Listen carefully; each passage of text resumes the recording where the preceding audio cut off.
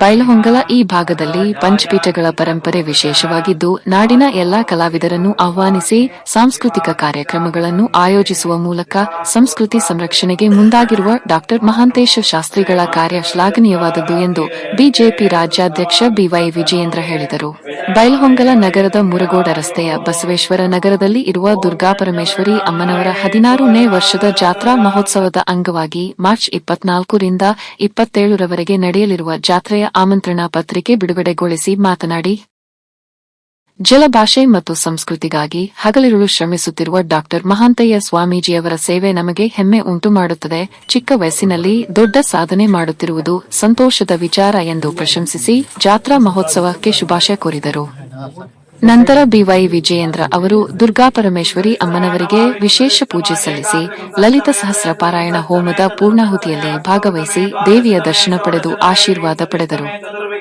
ಈ ಕಾರ್ಯಕ್ರಮದಲ್ಲಿ ಮಾಜಿ ಶಾಸಕ ವಿಶ್ವನಾಥ ಪಾಟೀಲ, ಎಂಎಲ್ಸಿ ಅರುಣ ಶಹಾಪುರ, ಗುರು ಮೆಟಗುಡ್ಡ ಮಾಂತೇಶ ಕಳ್ಳಿಬಡ್ಡಿ, ಸೋಮನಾಥ ಸೊಪ್ಪಿಮಠ, ಜಾತ್ರಾ ಸಮಿತಿ ಅಧ್ಯಕ್ಷರು ರಾಜು ಕುಡಸೋಮನ್ನವರ, ಎಫ್ಎಸ್ ಸಿದ್ದನಗೌಡರ, ಸುನೀಲ ಮರಕುಂಬಿ, ದೊಡ್ಡದೇವರ ಉದ್ಭವ ಬಸವೇಶ್ವರ ದೇವಸ್ಥಾನ ಕಮಿಟಿ ಸದಸ್ಯರು, ಭಕ್ತರು ಹಾಗೂ ಬೈಲಹೊಂಗಲ ನಗರದ ಗುರುಹಿರಿಯರು ಈ ಕಾರ್ಯಕ್ರಮದಲ್ಲಿ ಉಪಸ್ಥಿತರಿದ್ದರು.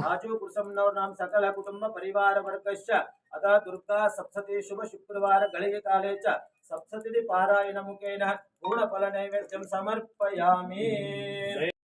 ದುರ್ಗಾ ಪರಮೇಶ್ವರಿ ಅಮ್ಮನವರ 16ನೇ ವರ್ಷದ ಈ ಜಾತ್ರಾ ಮಹೋತ್ಸವದ ಪ್ರಯುಕ್ತವಾಗಿ ಇವತ್ತು ಬಿಜೆಪಿಯ ರಾಜ್ಯಾಧ್ಯಕ್ಷರಾಗಿರ್ತಕ್ಕಂಥ ಬಿವೈ ವಿಜಯೇಂದ್ರ ಅವರು, ಮಾಜಿ ಶಾಸಕರಾಗಿರ್ತಕ್ಕಂಥ ಡಾಕ್ಟರ್ ವಿಶ್ವನಾಥ್ ಪಾಟೀಲ್ ಅವರು, ಅದರ ಜೊತೆಗೆ ಬೆಳಗಾವಿ ಜಿಲ್ಲಾಧ್ಯಕ್ಷರಾಗಿರ್ತಕ್ಕಂಥ ಸುಭಾಷ್ ಪಾಟೀಲ್ ಅವರು,